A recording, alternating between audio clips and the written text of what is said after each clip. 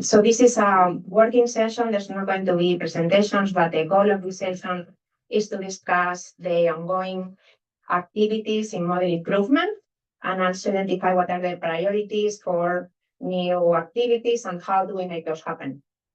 My name is Montse Salmerón. I'm an assistant professor at University of Kentucky in the US, and my background is in agronomy, crop physiology, and crop modeling, and I also lead the AgMIP soybean team with Ken Booty and Rafael Battisti.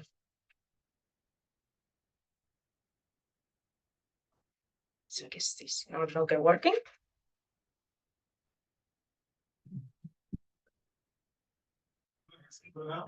I just have a couple of slides. So, yeah. So when I was asked to chair this session, I realized that I was crop model improvement. This is the second I in crop model intercomparison and improvement, and made me reflect some on ways that model intercomparisons contribute to improving model simulations.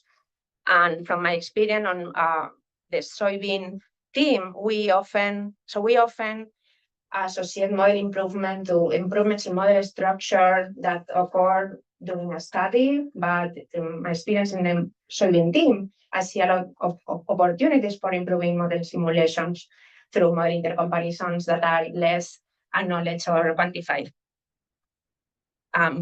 So with this, I want we can focus on how do we make how can we make more model improvements, but also within model intercomparisons. But also I want to highlight that the important role making improving models, just model intercomparison. So the homework we have for this working session that I need to report later is, on one hand, is identify the current activities within crop model intercomparison and improvement, the priorities for further improving models, and how do we make those happen. In order to help with that, I just have a couple of slides to help with the discussion. In this one, I've listed the current themes, and in green is teams that I understand have ongoing activities. So if folks are interested in participating, they can contact the leaders about ways to participate. And if there are some leaders from these groups and want to add something about the current activities and ways that folks can participate. And then for those in yellow are those that don't have an active activity right now or leadership. And it will be great if we can identify opportunities for new activities, new leadership in these groups. So I'll open now to the room for if anyone in these teams that have activities that wants to provide a brief snapshot of ways that folks can participate, and anyone interested in leading ideas for new activities, new leadership.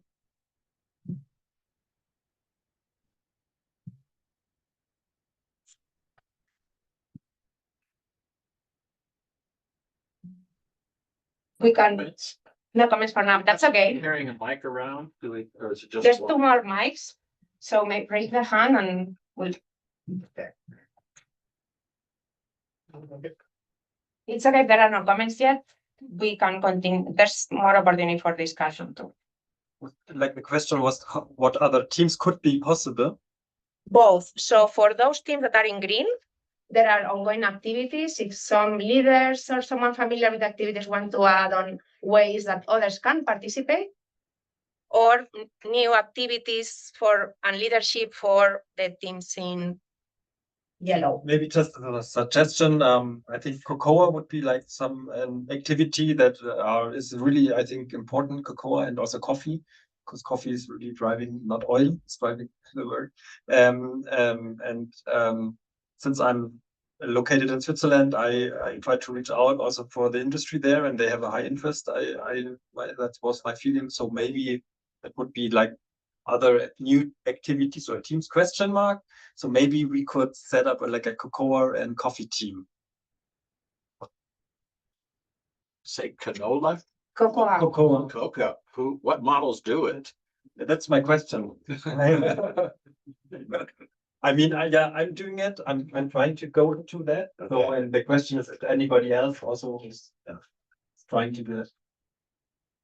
I know in Wageningen there are a couple of two models using cocoa and coffee, I think. And they're looking very deeply at the physiology of cocoa. And there are also ongoing trials in the project named it's Cocoa Soils, where they're looking at fertilizer and the trials of many combinations of different fertilizers on a couple of locations in East and West Africa. So there is quite some work ongoing there on these two crops. Yeah.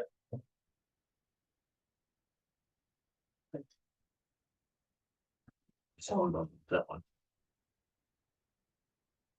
I guess the follow through on that should be someone who would like to lead that, and maybe you're identifying yourself.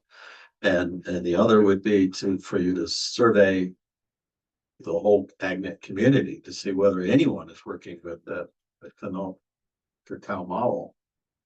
And then data sets.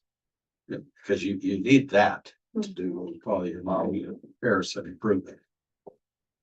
So yeah. Well, I'm not leading the activity, so I know very little about both of them. But you could quite easily find the people who are involved in that. Yeah. Is that something you will be potentially interested? Yeah, interested. Yes. Okay, that's Want to great. reach out So if anybody else is also we interested. can survey about interest and possible models ready to simulate. It was cocoa Coffee. and coffee. oh, Yes, so my name is Mark Corvales, I'm from CIRA. So in CIRA, we have different research units as all institutes. So I'm belonging to a research unit on annual crops, but we have a quite big research unit on perennial crops. And they do model coffee and cocoa. So I can make contacts with them whether they are interested to join this community. And they are also working in collaboration with Cocoa Soils. So I know that they have several experiments in Côte d'Ivoire, Ivory Coast, Ghana, Cameroon. That's the main area.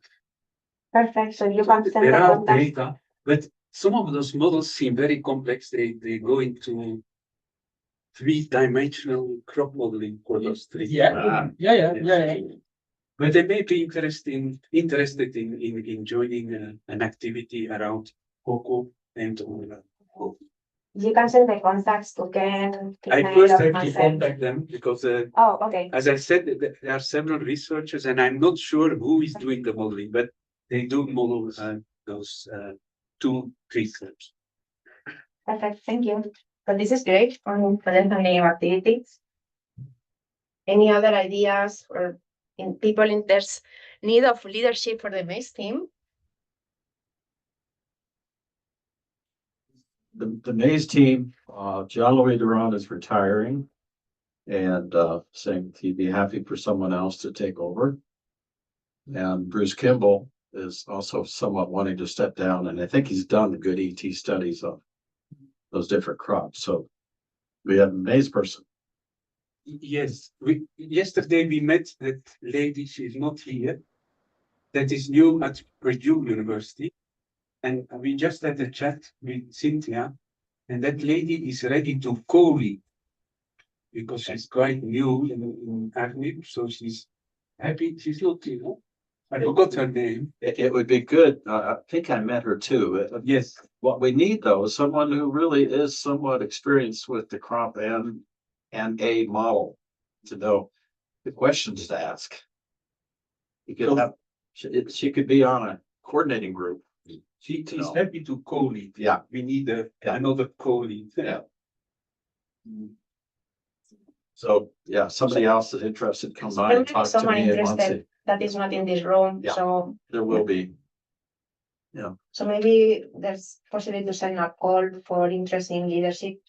I mean, an ideal person might be Satiros Argentules, but I think he's too busy in the rest of the world. I believe he's part of the coordinating team for soils and crop rotation with Bruno Basso. Is that still active?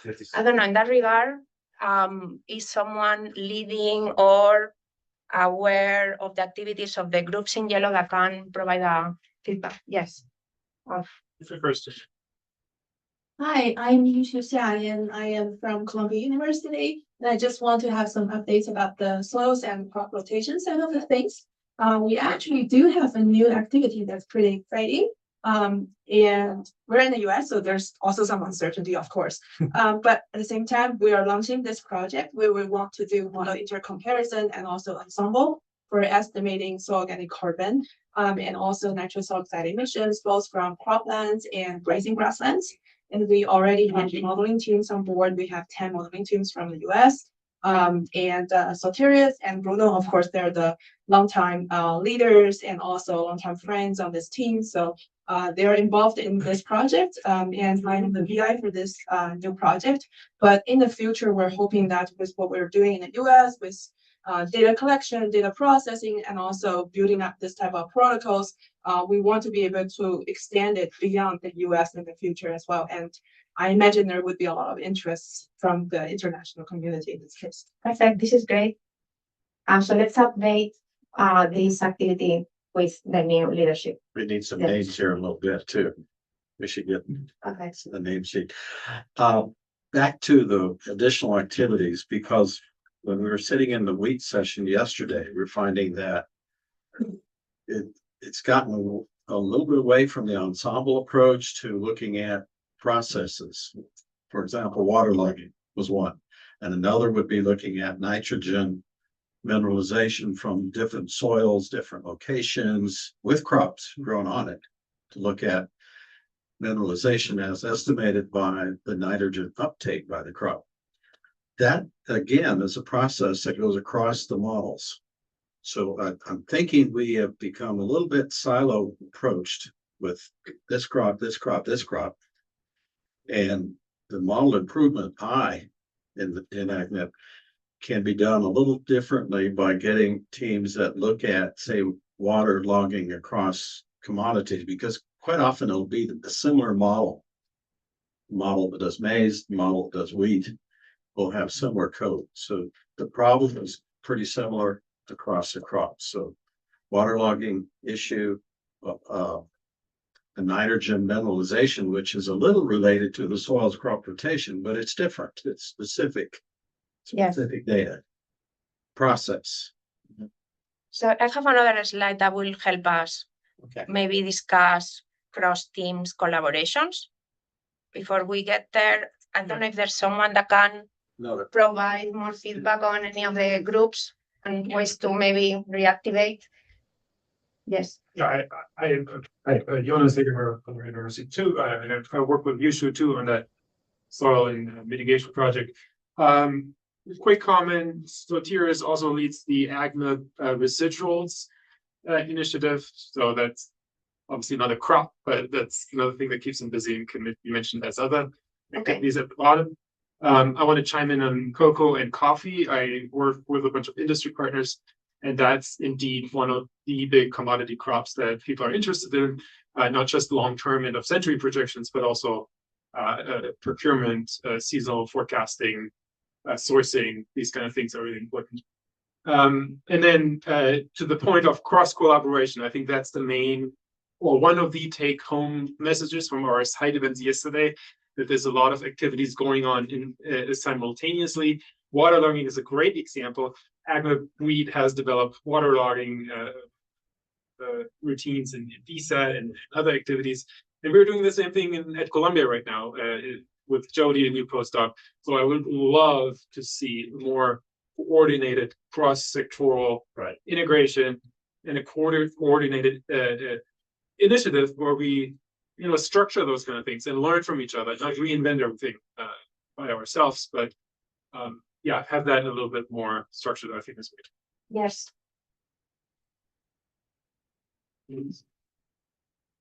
Yes, thank you. I want to come back also on soils and crop rotation. So we are working on in the low cropping or farming systems, low input cropping farming systems activity that is led by Antoine, who's sitting there. We are also working on on soil organic carbon. So we just had an exercise where we looked at how different crop models, and how many were that? 16 simulate long-term dynamics of soil organic carbon, and at the same time yields. And what we found is that there is a huge heterogeneity in how the different crop models simulate simulate the relationship between soil organic carbon increase and soil and supply, soil and mineralization. There's a huge heterogeneity. So we are interested in talking with you guys to see what your findings are. And our next exercise is looking into more detail on how those crop models then simulate responses to end fertilization. Because if you simulate different soil and supplies, then you expect also that your responses to end fertilization, yield responses, are very different. Although that we don't see always. So then there is something to us very interesting to dive deeper into it, to dive deeper into this, how the different models tackle this soil organic carbon sequestration, soil mineralization, and responses to end fertilization. We should have listed the low input team here. That I didn't list low input or calibration because there was a separate working session, but something I wanted for each of those. Something I wanted to highlight is opportunities to work collaboratively between teams. So I think we move on from this. I'll just report a little on. Oh, thank you. Sorry. So yeah, certainly there's some the low input study and highlighting some developments that were needed. Very good studies. With regard to canola, I'd just say there was a paper published a couple of years ago, and now a data paper just recently came out. And there was talks about doing development because the performance of the models for canola overall was actually not very good. And so there was ideas of looking at heat stress and CO2 and other things, but it seems to have just come to a bit of a standstill. And other than that, I just wanted to say that, like Ken was saying, with regard to crop rotation, I think we need to look at a lot of these processes of crop types. That's been our traditional approach, and we have used a number of data sets in Canada, but outside Canada. But certainly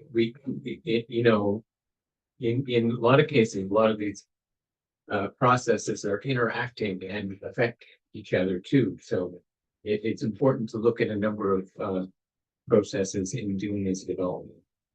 That's what it. In terms of improving the canola models, you said you found there was opportunity for improvement. Do you think there's any opportunity for building a coordinating team to work on that and the data?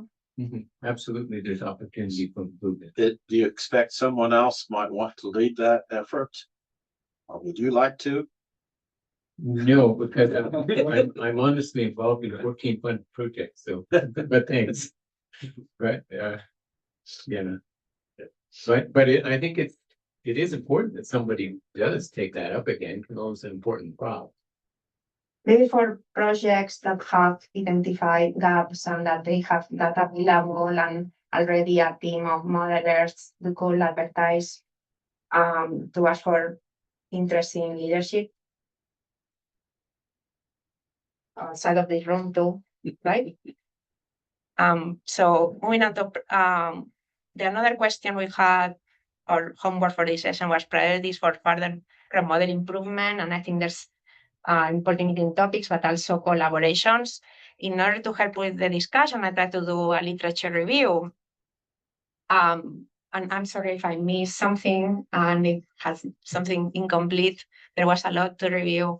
So I tried to do a visual review of what we have accomplished so far. The numbers for cells in blue are the number of studies addressing topics that involve comparing model with experimental data and discussing how models differ in those specific processes, and identifying during the study or later avenues for improvement. And so it might not be fully complete, but hopefully helps us the discussion. So here we have crops and here are different topics.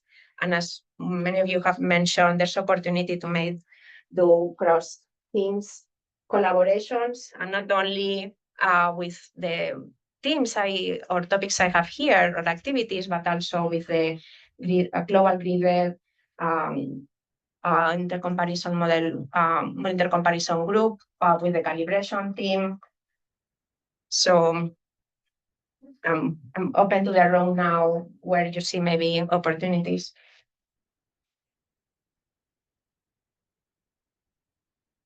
In red is the topics that maybe will have are more relevant for addressing extreme weather events. And in gray are activities that are already ongoing. But for instance, ozone will apply to different crops, or low inputs, soil temperature, the crop residues, soil organic carbon. So I think if we work collaboratively, we can be more efficient getting outcomes and advancing more in model improvement.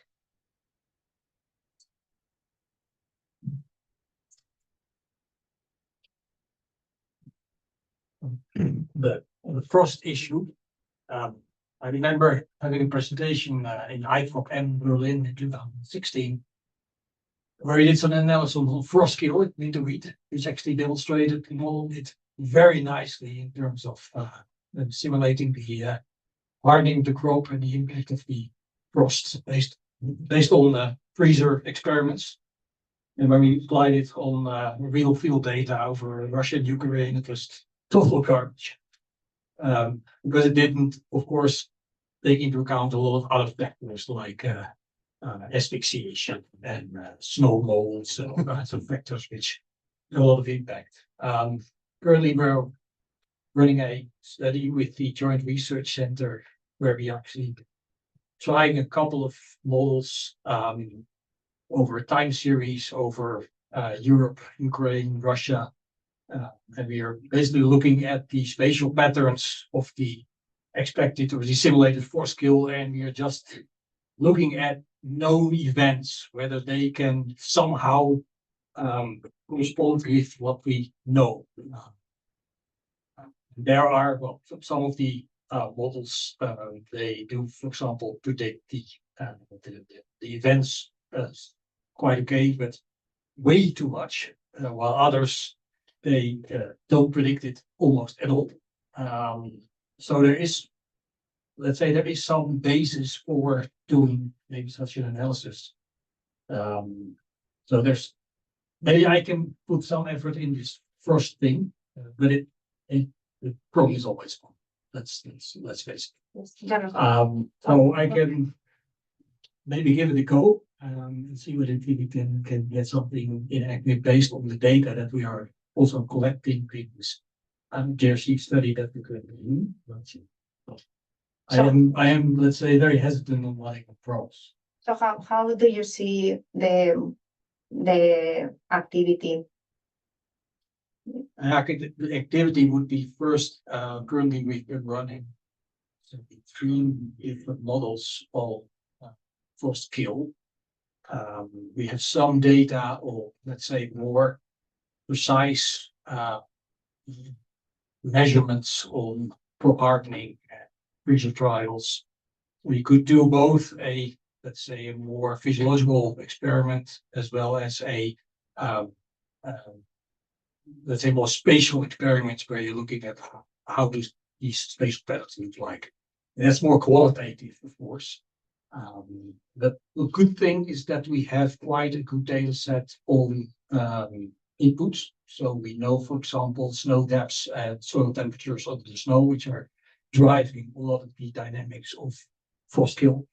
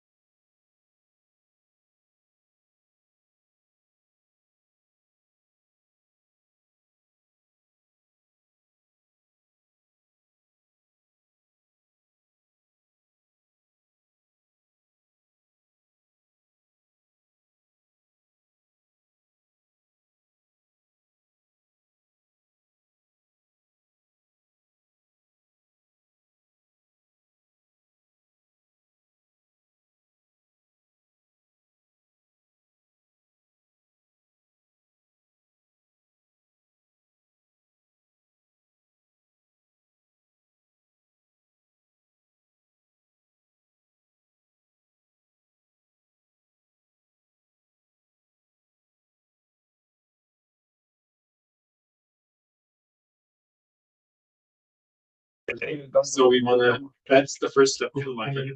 Then we do our model improvement, and then we can compare code and see how we implement knowledge into the model. And then the third step will be the model into comparison, where we actually bring our models up to speed, run them, and see how they respond under a harmonized reference scenario. And I think that's the perfect entry point for models that are already more advanced than we are, or we can reach out to the teams and sit down and go through some details. But I think the final stage should be the model. So that sounds great.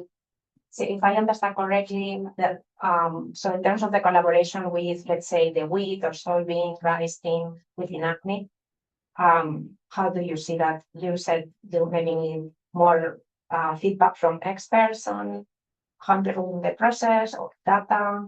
Right, and to How else clarify, do you see the collaboration? we don't really focus on wheat right now because wheat waterlogging is fairly advanced in DSA. So we're focusing on maize, soybean, and rice. Those are the 4 commodities, including wheat, that we usually target in GGCMI and the global crop modeling community. So we target maize first and then look to other crops. And some of the processes are transferable, not all. So we definitely want to learn from the wheat team, and that's one entry point. And then sharing reference data, data sets that are structured that we can use for calibration is the bottleneck, and it's constraining in space. So we don't have field data in all parts of the world, which is a big problem for scaling across systems. You mean high detail data sets or just Small data scale sets data. that there's been flooding and with end of season data? Yeah, more detailed within season reference data that allow us to learn how the processes actually work on a daily level, not just an aggregated end of year yield response, because that's a confounded signal that it's often hard to disaggregate. So there are plot scale data. We scrape from the literature. Basically everything is useful. But Jody, my postdoc, knows much more, so we should also ask. Question, are you working with Garrett on that? Yeah. Because I'm not aware of it, so I would say, Well, it's central in the first place. okay, that's end wheat, all right. But I think that, the issue is getting it into the code so that it's a release mode too, tested properly. And that probably comes before you get in ensembles. But, we're still back to what I call the individual process activities, and you're looking at that. Just back to the frost thing, one of the questions that you can have frost damage on wheat where you're affecting the heading and grain, or very early. So phase is going to be very important. I've worked with Carnata, which is related to canola, and that has winter production as well that has the same problem. And we have a little bit of limited circumstantial data on tillage temperatures. So that might be another process. This is Bruce. Can you hear me? Yes. In our hot cereal experiment, we experienced frost in the middle of the winter both times. And the people that were using it, the wheat team, threw all those data out when they were testing the high temperature stuff. So those data are still there, and lots of people have them, and we can just use the data where they didn't throw the frost away.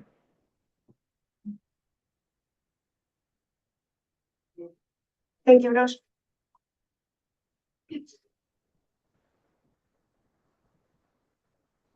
Any more on frost? You had a comment? I wanted to add on what Joel said. That can also relate to frost, but in general, like from the global crop modeling perspective, I think the data from the field sites are really important, because we also talked yesterday a lot about model evaluation, and we want to better also evaluate our models. And I think we could do that with different data from different test sites around the world that is actually available, but we have not yet done that actually. But that could be like also a way of evaluating our global models, because that's really difficult actually at the global scale, and we try to better understand where our models work, how good they are. And then also I wanna mention that the data from the AgMIP read or other activities are not only important like for understanding the processes better in our models, but also for instance for the AgMIP machine learning community, because they need data-driven. They want to apply data-driven tools, and therefore they need training data. And I think that's another way how to use this feed scale data that could, or how to implement feed scale data to develop also other models. We have this ML also activity going on, machine learning group, and it's also depending on this, or would be interested, I guess, in this data.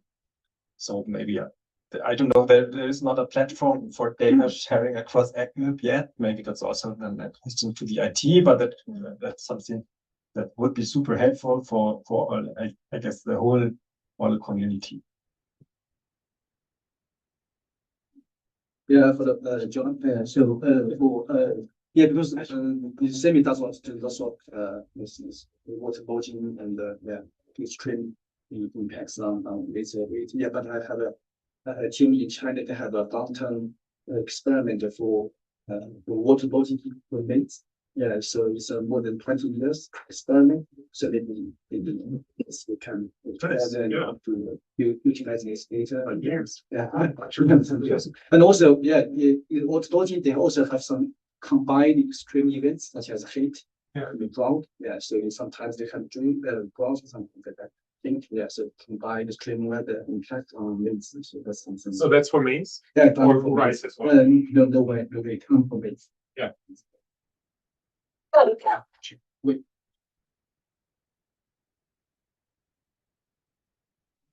What? Thanks. I just wanted to get back to the waterlogging effect.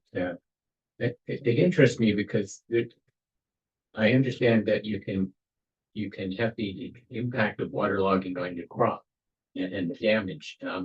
But my concern is with all these models, how do you simulate the soil hydrology for that? It's not an easy thing. In a lot of areas, you need to be able to simulate tile drainage. You need to be able to simulate preferential water flow. I mean, we've worked on including those things in the model we developed. We haven't really focused on waterlogging, by the way, but it's really for nitrous oxide emissions and urea hydrolysis, which affects ammonia volatilizer. So anyway, I'm just a little bit concerned about that. Yep. If I may add real quick, 100%. Two quick anecdotes. Some of the models do include waterlogging responses, soil aeration processes, but they're never active because water drains too quickly through the soil. So it's not the fact that we're lacking the processes, it's the fact that they're not calibrated right or parameterized right. And then the quick other anecdote is the Sigma model, Japanese crop model, that is so sensitive. The waterlogging routine is so sensitive that by the end of the century, wheat has a negative fertilization, CO2 fertilization response because it has adverse feedback in increasing your water use efficiency to the point that you have too much water in the soil, turning into negative effects, which is also interesting.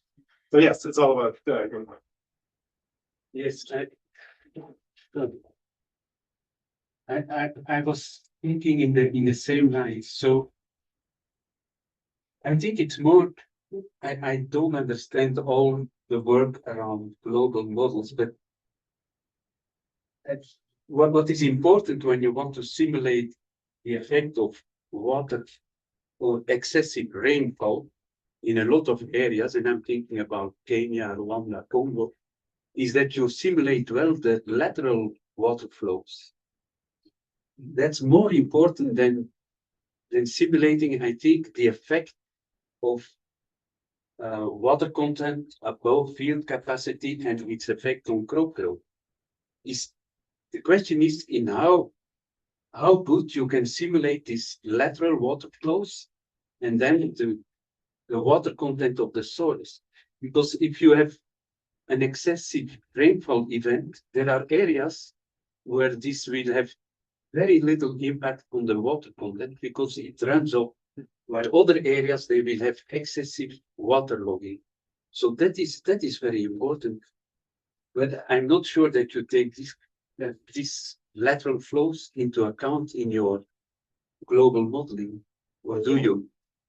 Some of them. And it's also a question to resolution. If you're having a half-degree grid cell, you're looking at mixed pixel responses, and it's really difficult. Thanks. Sorry. What are, so that grid is how many meters over? Depends. Global, especially on a half-degree grid, it's a decision farm. And how do you want to represent flooding half a field on the side of a river in a half-degree grid cell that may even be 50 kilometers wide? 50 kilometers. Well, that at the equator, but but then we can set up the model in a much finer resolution. The source code is the same, inputs may differ, and then it really becomes relevant.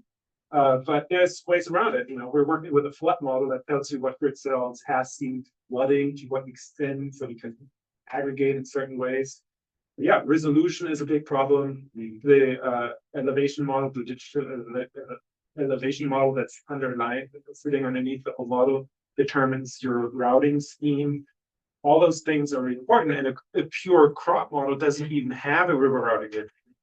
It doesn't even talk to the neighboring grid cell, so there isn't really any lateral flow except internal subsurface runoff. So all those things are really important. And they are very important, those lateral flows.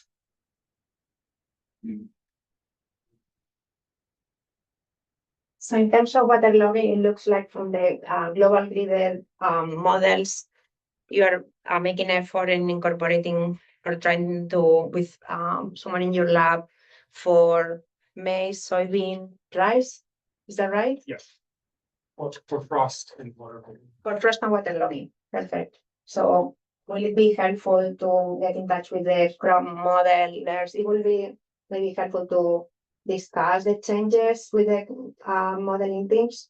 Well, that's a little bit my question here. Are we structuring across crops? Should we, should the wheat team stick together and the maize team stick together? Or would it make more sense to organize by models and say the DSAT team is working this out and then the LPJML team is working this out? So in some way, yes, but some effects of waterlogging are processes that are specific for different crops. Like I'm thinking for soybean, it has, for instance, nitrogen fixation. Some crops can be more sensitive than others. So I think the conceptual approach to simulate waterlogging effects is applicable across crops, but there are going to be specifics that make sense to discuss at a species level. Will you agree? I mean, the soil physics is the same, but yeah. So we in the global modeling community would then have to do both across crops and across models, and happy to engage them. And maybe we can also ask the different teams if they can help identify data sets, right? Yeah, And do that on the soybean side. So the name of my postdoc is Jody's thing. I hope you'll hear from her asking for data. Yeah. What other opportunities for actions we can do next year?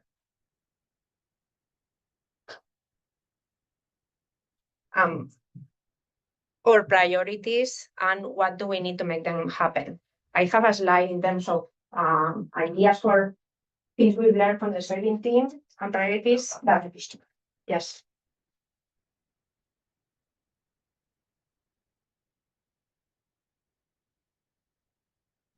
Before you go away from the CO2 comment, something I observed sitting on the wheat session this morning was that the comment that somewhat the wheat modelists were intending to overestimate the response to CO2 compared to FACE. We're seeing the same thing in the soybean. The rice team relatively did. And I'm about to bring up the issue that my colleague Hartwell Allen brought up, and that is that the fluctuating carbon dioxide concentration is unfavorable compared to steady state CO2 at that same target level, say 600. And we are concluding that what it's related to is stomatal feedback. That the stomatal conductance, once it sees this target of high CO2, tends to close down and takes minutes, 10 minutes or more to basically reestablish. And if that happens too often, the system is geared down. And what Hartwell-Allen's analysis was is that the response compared to steady state response in a fluctuating CO2 was about 2/3 of the percent response that you had at steady state. So if you were wanting a do round numbers here, 30% response steady state, it's 20% under the fluctuating phase experiment. So that is one of the arguments I have for being a bit cautious about the phase. The other one is that the modelers that tended to have leaf level photosynthesis, more mechanistic style, were also the ones that tended to overpredict. Now, what does that tell you? They're deriving this stuff from leaf level response to Farquhar and Kamer style, which theoretically that's right. And yet they're tending to overpredict. And maybe they are more correct. And the phase system is not quite as correct there, because a lot of the RUE style models would be calibrated to practical data. So they might not be quite as much pushed up as those. I'm remembering seeing some of the gridded models were dramatically over predicting in the old days. I don't know what's happening now. So Yeah. So how do we That's kind of understand? the comment I have about what are you going to do with your models?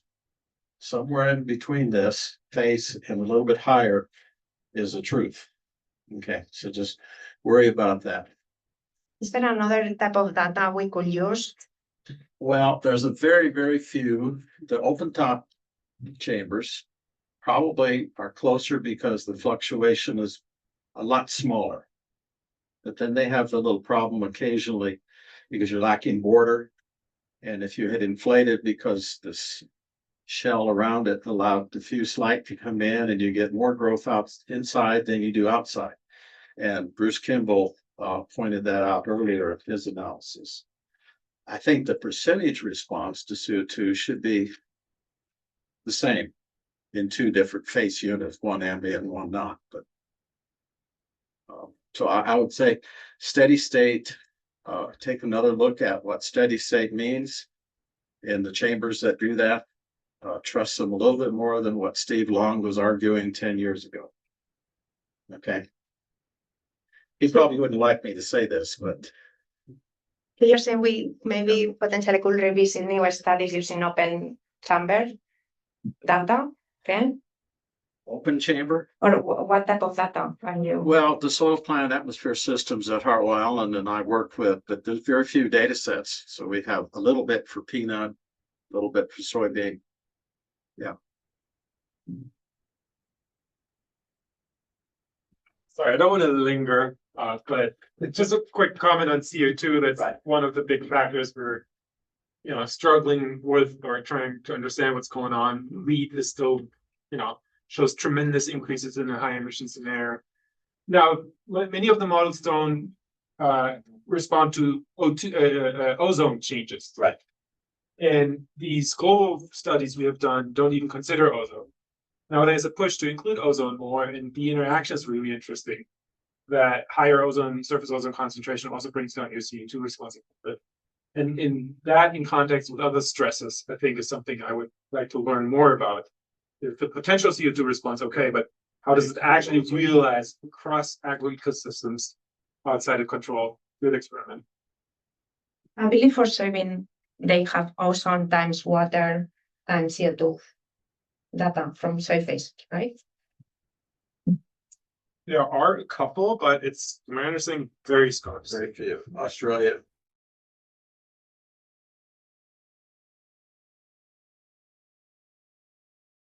In AgMIP10, we have conducted two. One was on heat response crop, where we use the HSC dataset that Bruce mentioned before to improve the model. So we distribute this dataset that we used previously as a line test to improve the model. We asked people to improve their model because it's a great data set for improving for heat response. And then we evaluated the improved model using an independent data set from CIMIT, global data sets with large variation of temperature. Temperature studies, yeah. And but it was coordinated in a way that everyone used the same data. People were free to improve whatever the thing needs to be fixed in their model and the way they want. They ended up, but most people, I think all people improved the senescence of the crop at the end of the season. That was clear for all the model needed to be improved. And grand number for some of them, phenology a little bit. I mean, people did things, but okay, it was transparent. It was reported in a paper on which and what were the improvement in each models. But we didn't propose like a improved model or component for heat response. The other study we did was more coordinating in the way that was also on temperature response, but there we analyzed the temperature responses for key processes in all the models, 20-ish model of the liquid. We saw that the temperature response were all over the place, just incredible. They only agreed around the optimum temperature, that's it.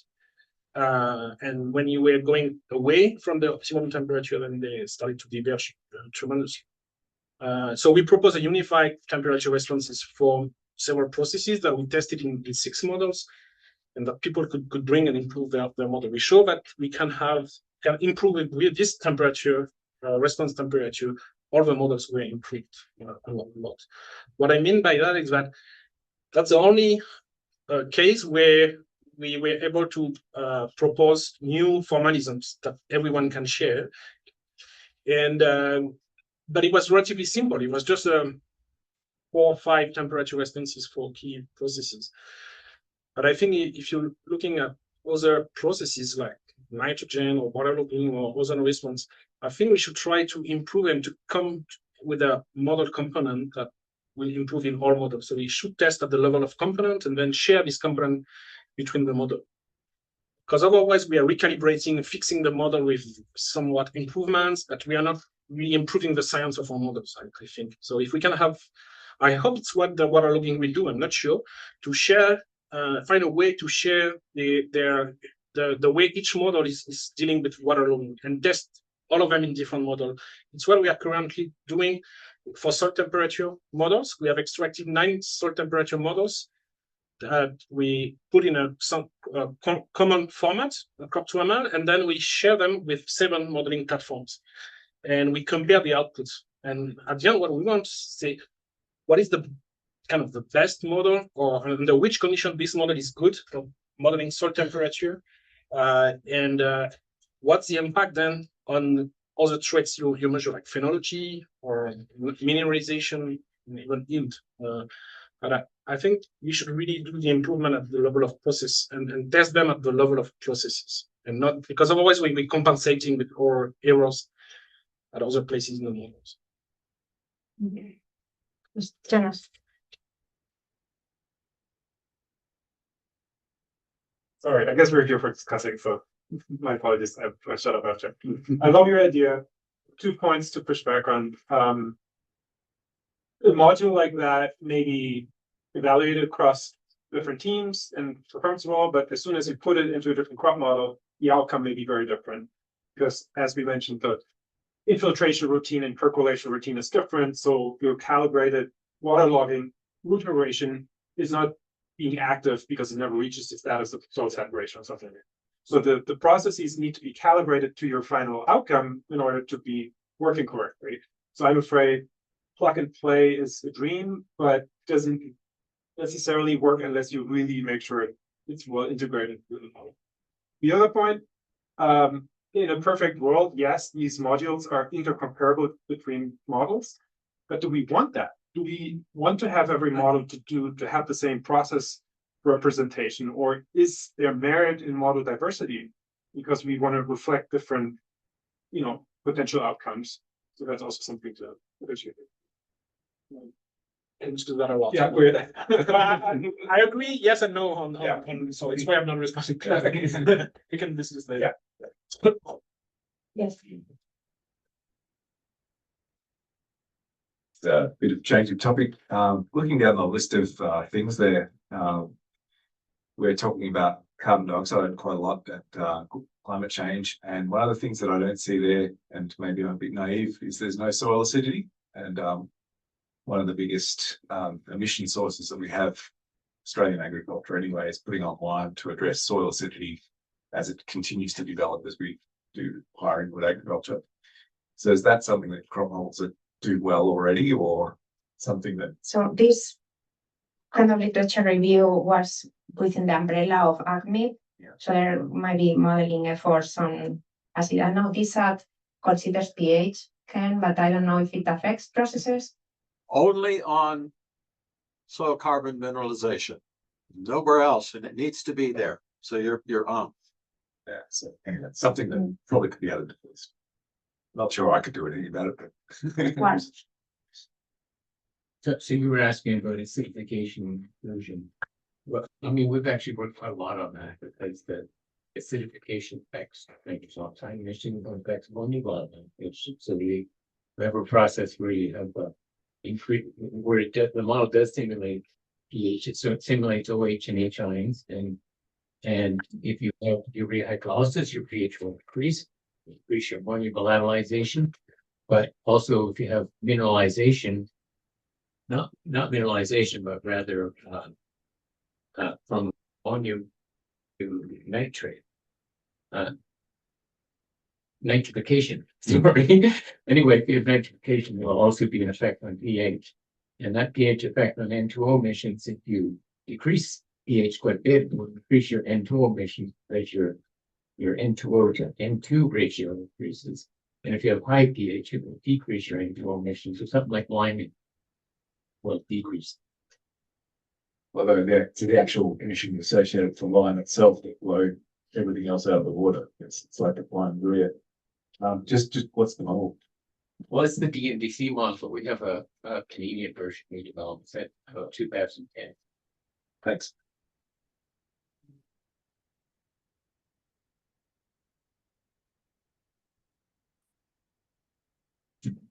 There's a hand online. Hi guys, Scarra here in Horsham. On that acid problem, we've had that issue constantly in Australia. Ben, you'd know that. The big limitation we've found is where are the maps of all this acid soil? As soon as you do an experiment in one place, you want to translate it with your model somewhere else, and you need good maps. And we really struggled in our cat modeling exercise in Victoria. We couldn't do it. It was a problem. So there's a challenge. How do we feed our models the information that the models might need for the acid profiles, for instance, that would occur in certain soils around the world? We never solved the problem, Ben. So. Okay. Yes. Also on the acid soils, as some of you may know, this is a huge problem also with the African continent with aluminium toxicity and so reduced plant growth. So there is a huge project that's about to finalize acid soils funded by the Gates Foundation. So there's quite a lot of data. But I'm not sure in how far in that project people are using crop models. But again, we can contact it's a certain João da Silva, who is with CIMIT, and soon at the University of Copenhagen, who has a lot of data. So, and he's interested in crop modeling. So I think we can develop something, at least for the African continent, but probably also with good results for other areas where there are less data. Just John da Silva. João da Silva. Wow. João. Yes, he did his PhD at Wageningen University.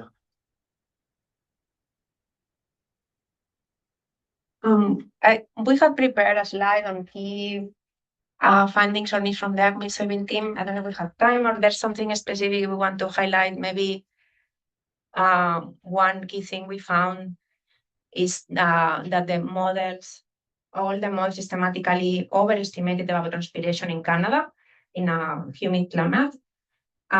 So there's need of more data to see what was happening. So either to question possibly the data, or that maybe models need to account for dew inputs in humid climates, or for some reason are overestimating it in that humid conditions. But this didn't happen in Nebraska. And I'm going to jump to something we found in the soy phase study, is that in addition to what Ken mentioned, models, in the observed data, we found a decrease in harvest index, which made that the yield response to CO2 sometimes was 0 or even negative on average. So models got quite close to the increasing biomass in response to CO2, but none of them follow the trend for yield, because they maintain a relatively constant harvest index, and in the observed data, the harvest index declined. So that's something we're trying to figure out the exact mechanism, so that maybe we can find a way to incorporate into models. But so that's something we're working on. Ideally, also we had more phase study data. And so overall, I will summarize the needs from the soybean team of either data or some model develop, or some activities are limited by the need to further develop models before we can conduct some activities. I think the most opportunity I see right now is for genotype by environment studies that use same genotypes across a wide range of latitudes, and this partially address the temperature response. And we could look at phenology and seasonal data. This provides an opportunity to improve models ready for phenology, which we saw there was opportunity for that in models. So this is the opportunity I see right now that will address partially temperature responses, because some models were a bit limited either by data or additional model development. And I don't know, Ken, if you want to add something. The one about the genotype by environment interaction. In the past, it was always so easy to calibrate your cultivar to account for something else that was in that environment. Soil, fertility, pH, anything else. So to truly test how well the model works, you need to have the same cultivar across multiple environments. And that's the last one, that the point I think that Monty makes. Be wary of over calibrating your cultivar of the site. Yes, models can be calibrated to simulate protein, for instance, perfectly, but it's when we have the same cultivar across locations that it becomes a real test. And there's great data sets that we could use for that effort right now. Yeah, so for the GBI business, yeah, we have lots of the trial data that can be used. From where? Yeah, trial, yeah, so it's reading trial data, and so it's from with data sets. We already lots of these kind of studies on GBI analysis. Yeah. But the model is still something that we want to bring in, to this GBI analysis. Yeah, yeah. So our Data's international weighted grading network is a global asset. It's including 700 sites. Yeah, so lasting 50 years. Yeah, so you have many sites. You have multiple genotypes and see what is the GBI responses. But all primary results regarding these responses of genotypes to temperature increase without the significant distinctions between genotypes in regarding their responses to high temperature and mean temperatures. So that's something that we can look at. That sounds great. Yeah, so the data set is available. So maybe, yeah, if you want to use a model to simulate these kind of responses that you need. That sounds excellent. We'll get you in your contact. Any other, was this session meant to finish at 12 or what time? What? At 12 o'clock? So we are over time. We have 27 minutes. Oh, okay, okay. So, anything that you want to add about solving, or anyone wants to bring in some other key findings and needs from other teams? The quest to help with the discussion, some of the questions I was given that of what can we identify are the needs to address some of the activities in terms of data, people, or how we get a structure, funding, timeline.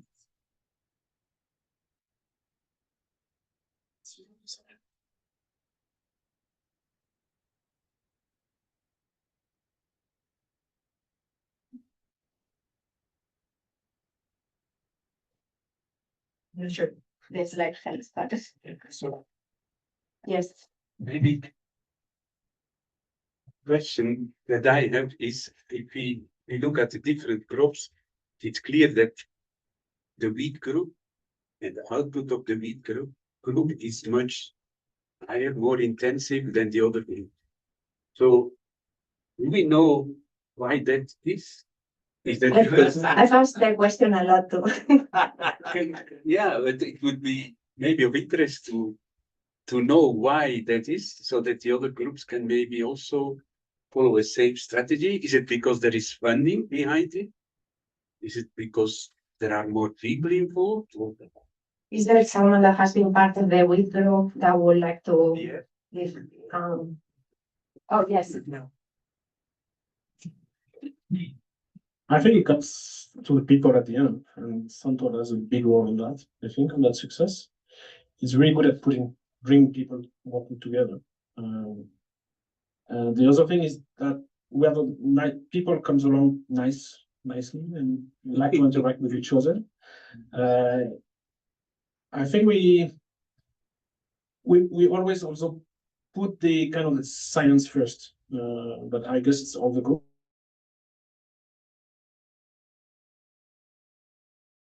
Funding, we had one project that lasted 2 years that really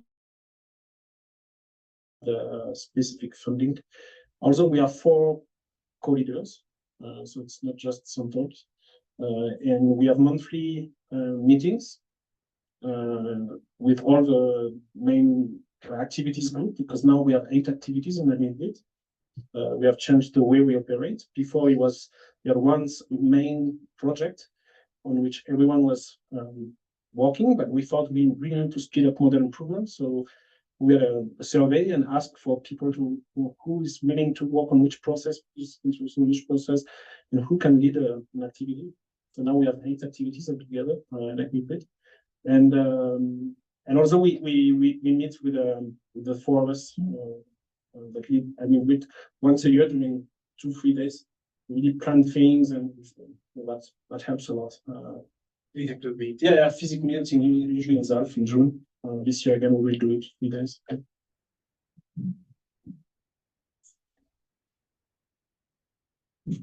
Someone from the meeting wants to maybe. You had a really good postdoc, Davide Cameroni.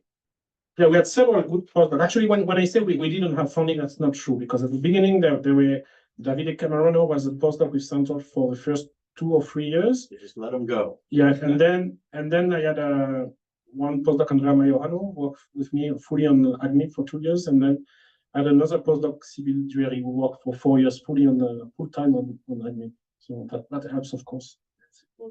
Yeah. The Mays team had a postdoc 1 or 2 years and changed in teams. And the Rice team, I think, had the mandate, Tali with, Erie really pushing things, but that's the status of the other teams. And Monsig put together a grant proposal to do the soybean, or this probably would not happen either. Oh, yes, we had 2 postdocs. I think maybe the point on the read story also is that we also valued a lot the data, the experiments, the experimentalists. So we really involved them a lot. And I think also people get involved a lot in AgMIP because they can exchange with experimentalists and crop physiologists and get access to unique data sets on which they can test their model. And understand better even their model. So I think that's also something. When we say about the work of the postdoc, they spend more than half of their work putting out data, working with experimentalists to put the data sets together. Organized protocol. Yeah, organized protocol and so on. I'm gonna add one little point too. The weak team had a wonderful elevated temperature experiment from Arizona and then to Mexico. The other model teams, maize and soybean, are lacking good data sets for doing a similar test. And soybean, you could move north and south, but the day length effect is so huge that you can't play with that because day length totally different color. If you're kind of moving on with this one, what I would like to suggest is that we've had this suggestion to have activity specific teams, one's on water relation or water logging, potentially one on frost. And so can some more formal organization come out of this today, tomorrow, next day? I'm not sure there was one, but the global gridded models with Jonas are working on that, right? But not any other initiative. Is that right? You're working on improving or implementing waterlogging, frost. Well, it's AgMIP we have heard. No, I don't know about other activities. Within AgMIP, there's the waterlogging effort with Davide Camarano. No, Davide is leading the CO2. The CO2, yes. It's Tavo Pauloso from Look in Finland, who is the main leader. I would say, but it's a large group of leaders actually. There are 4 or 5. So Rogerio de Souza is involved also, and other people. I forget the names. And then Santol has also done some work in waterlogging. Yeah, that was I mean, when he was in Australia a long time ago, but also recently in within the thesis of PhD of Rogerio de Souza. Yeah. We had access to very nice data set from France, from Alvarez, where they had data set with fields that were drained and some not, with different drainage, so different level of water. And I think Rogerio shared those data with us. So some of the teams that are working on these topics within we could potentially expand to other crops afterwards and use their expertise and the platform already set up by other crops. Some models are capable of simulating different crops, but quite often it's different models within the same, let's say, framework or platform like this. That's different models or similar. But the Rufus is involved in it. And it's the same model for multiple crops, so it's easier. Our idea was to have teams working on model improving for different processes, and then that we will bring that not everyone is participating to all activities on model improvement, but at the end we will bring everything together in the models. Because there's only one group that is participating to all the activities actually. It's Gerrit. It makes sense that there's not several necessarily waterlogging teams or groups working on the same, but that they can work unified, right? Yeah, that's so at least share experiences and so on. And I think the best is to contact Taro and Abu, see what they want to do something on as a group, if they have an interest and so on.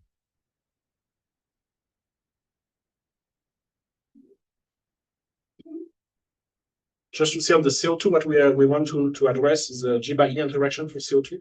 So we have data set with several genotypes with face experiments, and to see how to simulate the genetic variability of CO2 response. You said the CO2 response times genotypes. And genotype. Okay. That's the main thing.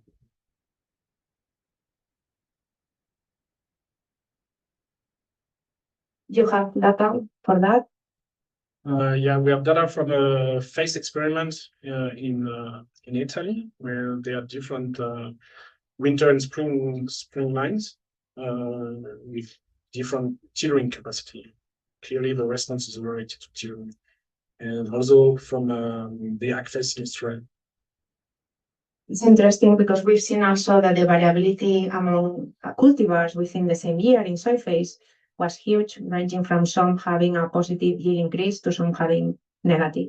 So in which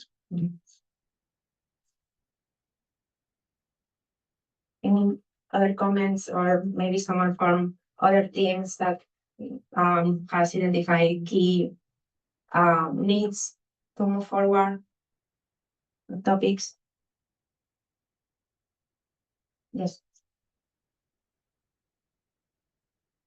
Hi, I am a relatively new member to AgMIP, so forgive me if this is something that was discussed before frequently. So for our soil AgMIP program, we're very interested in trying to evaluating different conservation management practices. And one of the practice that we want to look at is cover crops. So we want to see the influence of cover crops on soil carbon, nitrous oxide, and also crop yield related to cash crops. And of course, that's related to the crop rotation side of the things that we talked about. But when we look at individual crop groups, I don't really see a cover crop component as much. So I was just wondering what's the ongoing activities, if that's within the scope of the team here. So just curious in general. I don't think there's activity within the different crops on cover crop other than that general activity on rotation. I do have that on the effect of cover crop on soybean, and it's actually pronounced in terms of in-season growth, more than we will expect, and relatively less on final yield. I do have detailed data we were interested in pursuing a study like that. That's residuals, AgMIP residuals, residues, sorry.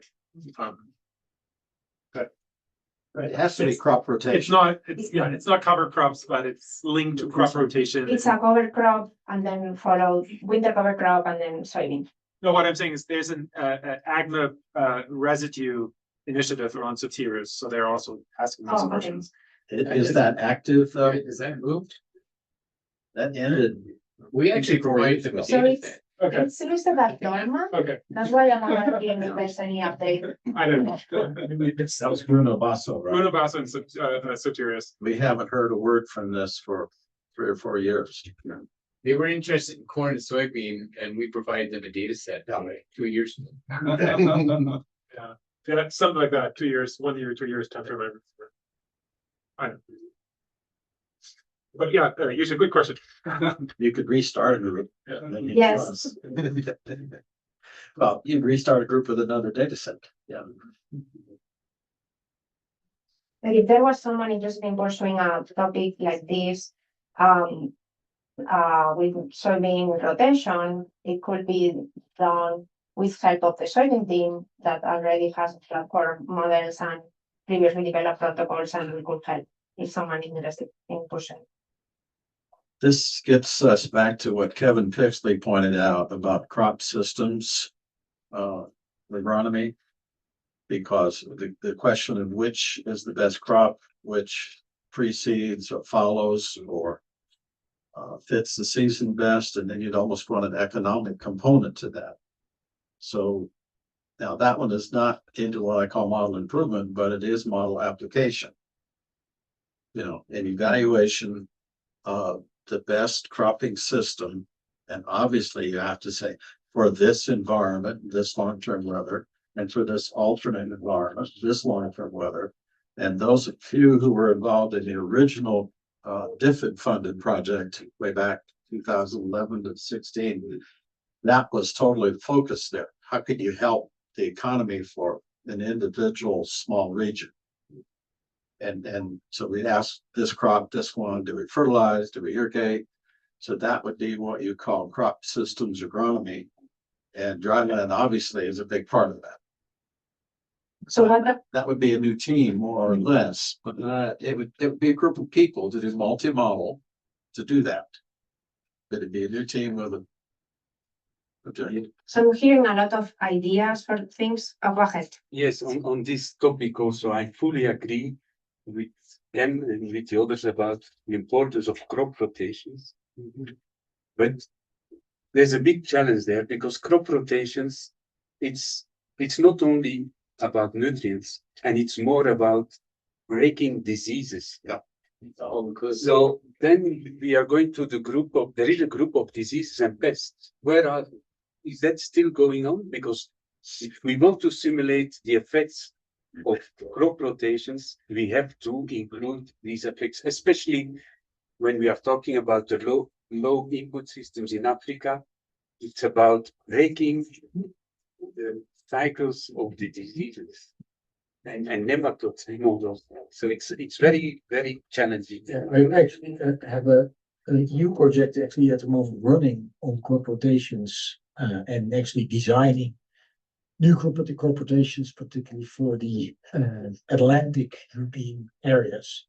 And they're thinking of combining a model like Wolfmus, which can do crop rotations, including nutrients and water transport, with a model like Rotat, which actually integrates the knowledge about which rotations are economically not feasible because of exactly these points. Because nematodes, I don't know of a crop model which integrates nematodes, but it has a lot of impact. So you cannot do two potato crops in 2 seasons behind each other because of this problem. So there is some work going on there, but it requires integration of different types of economic models. In this case, a rotation design model plus a crop model, cropping system model. So I'm hearing a lot of opportunities to do activities. What do you think are the limitations? What?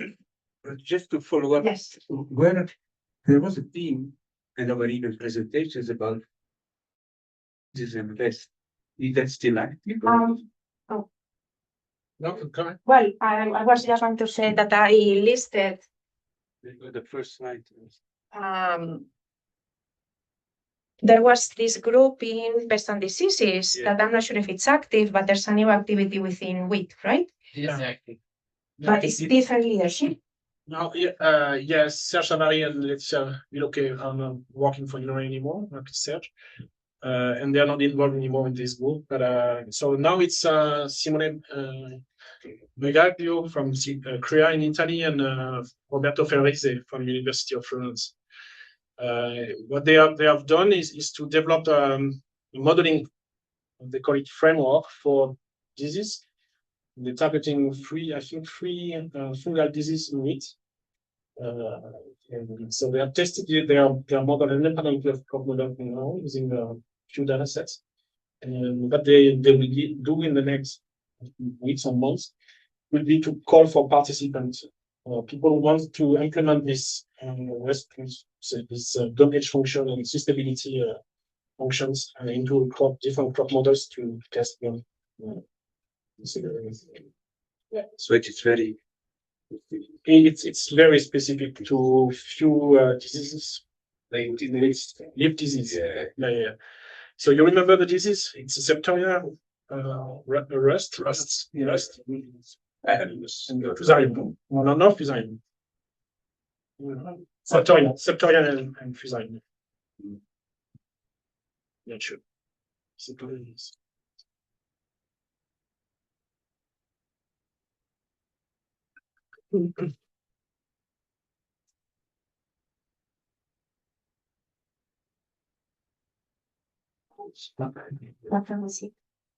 We get In minutes, maybe in final wrap up comments.